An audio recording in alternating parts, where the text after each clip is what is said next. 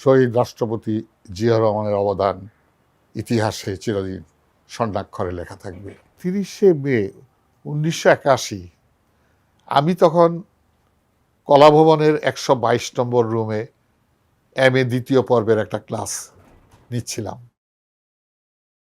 ক্লাসে আমি যখন আমার বক্তব্য উপস্থাপন করছিলাম, এমনি সময় একটি ছেলে দাঁড়িয়ে বলল, স্যার, প্রেসিডেন্ট জিয়া নিহত হয়েছেন।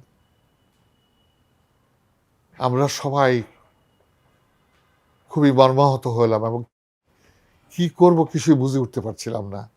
তারপর ছেলেরা সব বেরিয়ে গেল, ছেলেমেয়েরা দিক বিদিক ছোটাছুটি শুরু হলো।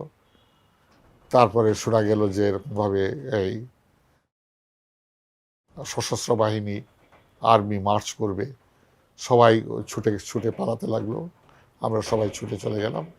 কি হয়েছে তখন বুঝতে পারলাম না। তারপরে সন্ধ্যা নাগাদ বুঝতে পারলাম যে তিনি একদল বিশৃঙ্খল সেনা কর্মকর্তার হাতে নিহত হয়েছেন চট্টগ্রাম সার্কিট হাউসে।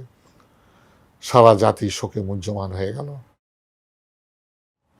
এবং জিয়াউর রহমানের মৃত্যুতে বিদেশের অনেক রাষ্ট্রপতি, রাষ্ট্রপ্রধান এবং সরকার প্রধান শোক পাঠিয়েছেন।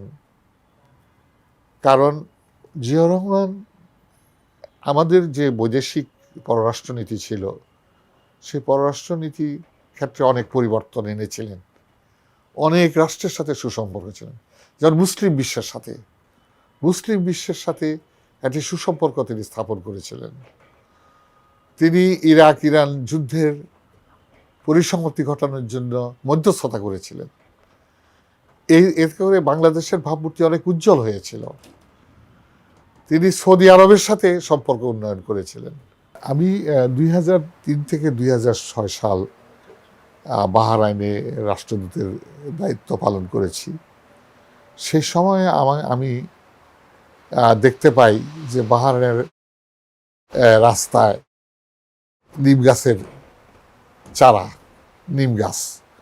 তখন আমাকে ওরা বলল যে এটা প্রেসিডেন্ট জিয়া যখন বাহরাইন সফরে এসেছিলেন তখন তিনি এই গাছ নিয়ে এসেছিলেন এবং তখন থেকে নিম গাছ বাহরাইনের বিভিন্ন রাস্তার পাশে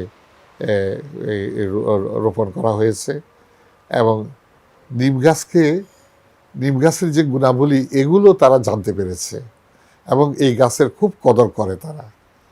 তো এইটা দেখেন, জিয়া এইভাবে বাংলাদেশের ভাবমূর্তি উজ্জ্বল করেছিল বহির্বিশ্বে। তিনি আহমদ সেকে তুরে, তারপরে এই যে ইরানের তখনকার যে রাষ্ট্রপ্রধান, ইরাকের প্রেসিডেন্ট সাদ্দাম হোসেন, এদের মধ্যে তিনি এদের সাথে অত্যন্ত সুসম্পর্ক স্থাপন করেছিলেন এবং এতে বাংলাদেশের ভাবমূর্তি অনেক উজ্জ্বল হয়েছিল। তিনি ইরাক ইরান যুদ্ধ বন্ধের ব্যাপারে অত্যন্ত সক্রিয় ভূমিকা পালন করেন। তিনি বহুবার সেই সময়ে, আপনাদের মনে আছে কিনা জানি না, ইরাক ইরান ভ্রমণ করেছেন। শুধুমাত্র এই কথা যে দুটি মুসলমান দেশ, ভাতৃপ্রতিম দেশ, তাদের মধ্যে যেন যুদ্ধ কলহ বন্ধ হয়ে যায় এবং সেটা তার উদ্যোগে সেটা বন্ধ হয়েছিল। তার মৃত্যুতে বিভিন্ন দেশের সরকার প্রধানেরা, রাষ্ট্রপ্রধানেরা তারা শোকবার্তা দিয়েছিলেন। বিশেষ করে তখন আরব বিশ্বের অন্যতম নেতা ইয়াসির আরাফাতের কথা আমার মনে পড়ে।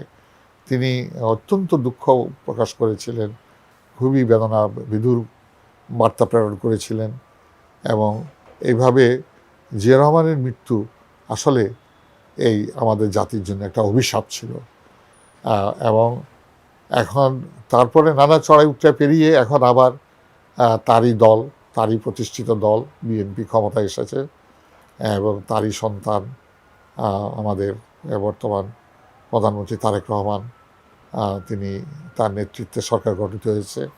আমরা আশা করি তিনি তার পিতার অসমাপ্ত কাজ সমাপ্ত করবেন এবং এর মাধ্যমে তিনিও ইতিহাসে স্থান করে নেবেন।